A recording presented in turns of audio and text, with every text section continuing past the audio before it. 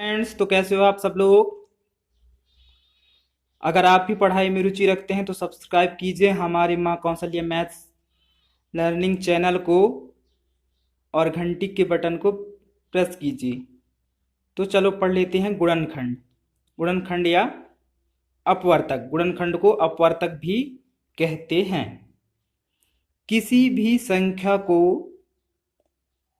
पूर्णतः विभाजित करने वाली संख्या उस संख्या का अपवर्तक या गुणनखंड कहलाती है। एक बार फिर से, किसी भी संख्या को पूर्णतः विभाजित करने वाली संख्या उसका अपवर्तक या गुणनखंड कहलाती है। उदाहरण के लिए 6 6 को पूर्णतः विभाजित करने वाली संख्या या अंक 1, 2 और 3 व 6 स्वयं है। अर्थात 6 के अपवर्तक या गुणनखंड कौन कौन कहलाए? 1, 2, 3 व 6 स्वयं। तो इस तरह से हम एक और उदाहरण ले लेते हैं, जैसे 4। तो 4 को पूर्णतः विभाजित करने वाली अंक या संख्या कौन है?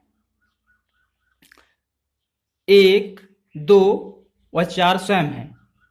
अतः जो 4 को विभाजित करने वाली अंक हैं वह 4 के अपवर्तक या गुणनखंड कहलाएंगे।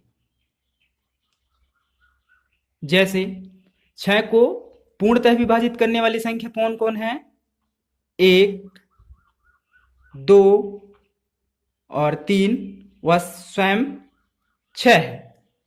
तो 6 का अपवर्तक कौन कौन कहलाएंगे? स्वयं 6, 3, 2, 1। तो हम ये तो जान लिए कि गुणनखंड या अपवर्तक क्या होता है। अब हम सीख लेते हैं गुणज या अपवर्त्य। गुणज या अपवर्त्य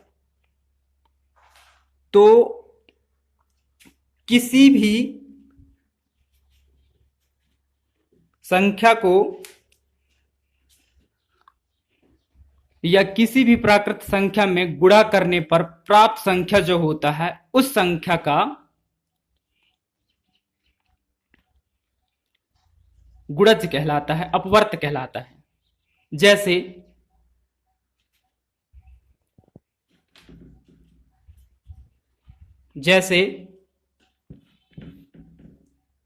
5 का गुणज या अपवर्त तो क्या है? किसी भी प्राकृत संख्या को गुणा करने पर प्राप्त संख्या उस संख्या का गुणज कहलाता है। तो 5 का गुणज या अपवर्त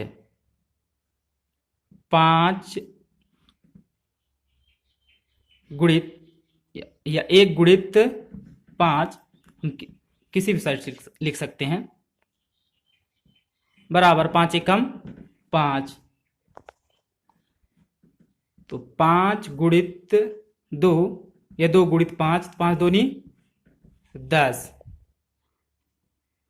3 गुणित 5 बराबर 3 पछे 15। इस तरह से किसी भी प्राकृत संख्या में गुणा करने पर जो प्राप्त संख्याएं होती हैं वह संख्याएं उस संख्या का गुणज कहलाती हैं। जैसे कि 5 के गुणज कौन कौन कहला गए? 5 का गुणज स्वयं 5, फिर 10, फिर 15।